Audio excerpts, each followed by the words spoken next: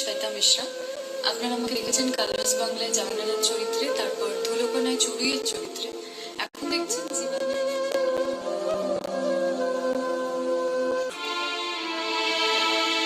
জীবনে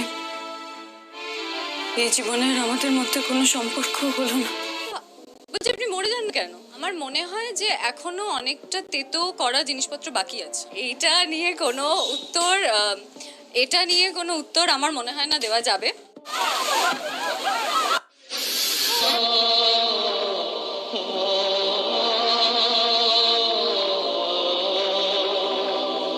রাহুলকে হত্যার সেই চরম মুহূর্তের একমাত্র সাক্ষী কি তবে এখন গৃহবন্দী?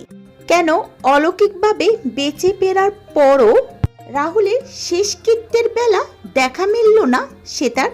কোন গোপন সত্য পাশ করার ভয়ে সে এখন আত্মগোপনে রয়েছে? আজ আমরা জানব সেই ষড়যন্ত্রের কথা, যেখানে প্রাণের ভয়ে কাঁপছে এক অভিনেত্রী।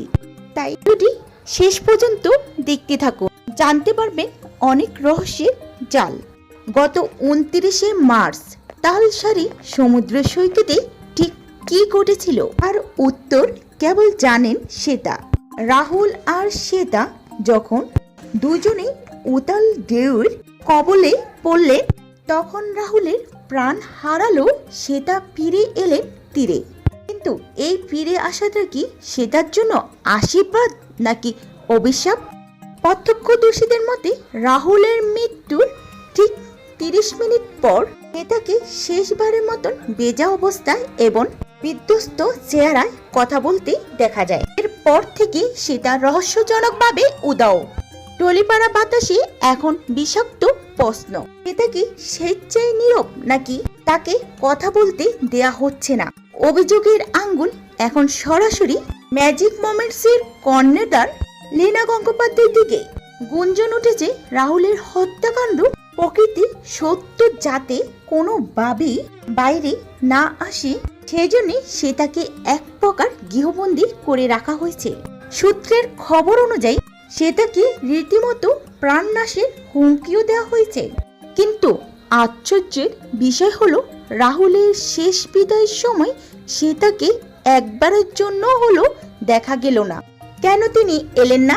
চোখের সামনে সহকর্মীকে মরতে দেখলেন, অথচ তিনি শেষ দেখাটুকু করতে পারলেন না।